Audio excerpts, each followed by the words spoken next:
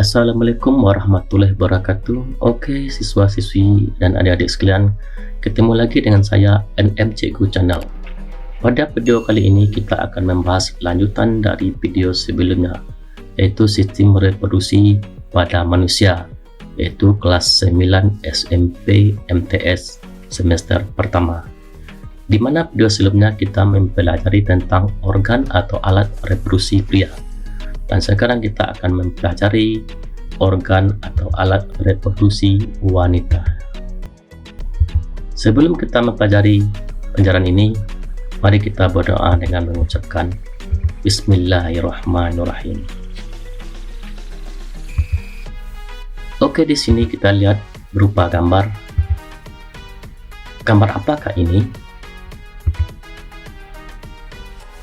Apa organ penyusun reproduksi wanita?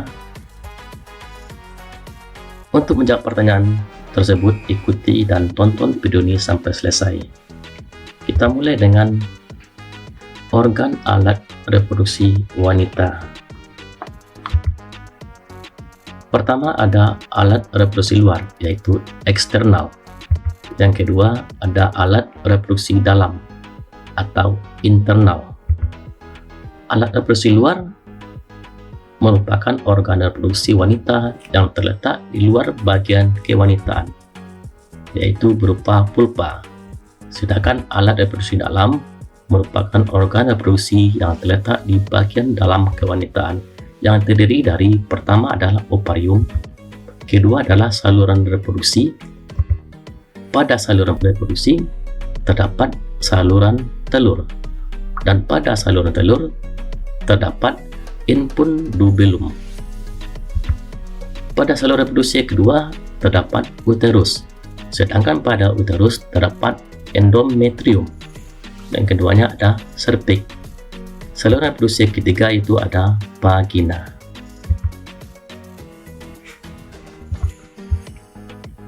Ini kita lihat struktur organ atau alat reproduksi wanita. Pertama ada ovarium, kedua ada tuba polipi, ketiga ada infundibulum, keempat uterus atau rahim, kelima ada endometrium, keenam ada vagina, dan terakhir ada cervix. Kita lihat organ atau alat reproduksi wanita bagian luar dan fungsinya. Pertama, vulva.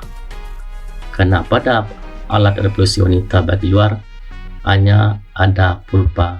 Vulva ada tampak luar anatomi vagina yang terdiri dari labia majora, labia minora atau disebut dengan labium, dan bukaan saluran kemih untuk buang air kecil, dan klitoris yang berfungsi untuk melindungi vagina.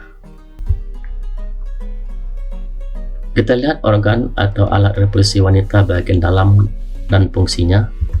Pertama itu ada ovarium, yaitu organ ini merupakan kelenjar kecil memiliki bentuk oval yang terletak di kedua sisi rahim sebelah kiri kanan hingga perut bagian bawah, yang berfungsi pertama untuk menghasilkan sel telur, kedua untuk memproduksi hormon seks utama yaitu estrogen dan progesteron yang dilepaskan ke dalam aliran darah. Yang kedua itu ada saluran reproduksi. Saluran reproduksi ada tiga bagian.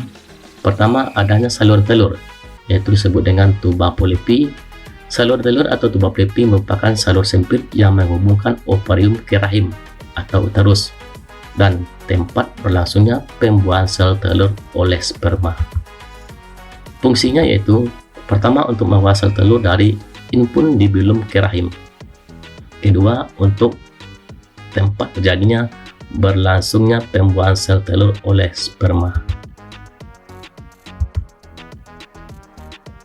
Pada saluran telur terdapat infundibulum, yaitu struktur yang berbentuk seperti corong ujung dari tuba polipi yang berfungsi tempat sel telur berakhir. Saluran reproduksi kedua yaitu uterus atau rahim. Uterus merupakan organ yang memiliki dinding yang tebal seperti buah pir yang terbalik. Fungsinya adalah tempat perkembangan janin selama hamil. Di dalam uterus terdapat cervix, yaitu leher rahim, yang merupakan struktur rahim bagian bawah yang menyempit dan membuka ke arah vagina, yang berfungsi menghubungkan antara badan rahim dengan vagina. Lanjut dengan saluran reproduksi ketiga, yaitu vagina. Vagina merupakan organ berada di antara bawah rahim dan tubuh bagian luar, tersusun atas otot-otot elastis, dilapisi selaput membran yang disebut dengan selaput darah atau himen, yang berfungsi tempat keluar untuk melahirkan. Yang kedua, saluran tempat keluarnya darah saat menstruasi. Siswa-siswi dan adik sekalian, mari kita lihat tentang peristiwa oogenesis. Oogenesis merupakan proses pembentukan sel kelamin perempuan, yaitu sel telur atau ovum, dan terjadi di dalam organ yang disebut dengan ovarium. Oogenesis dimulai saat seorang perempuan berada dalam kandungan. Sel primordial akan membelah secara mitosis membentuk oogonium atau sel induk telur yang bersifat diploid atau 2N. Selanjutnya akan terjadi pembelahan secara bertahap, baik pembelahan mitosis maupun meiosis. Pada akhir peristiwa oogenesis, dari satu sel induk telur atau oogonium akan dihasilkan satu sel telur atau ovum yang bersifat haploid atau N, dan 3 badan polar atau disebut dengan polasid. Dan hormon yang dihasilkan oleh wanita yaitu hormon estrogen dan progesteron. Oke, itulah video pembelajaran kita kali ini. Semoga bermanfaat. Kita tutup dengan bacakan Alhamdulillahirrahmanirrahim. Sampai jumpa dengan video berikutnya. Wassalamualaikum warahmatullahi wabarakatuh.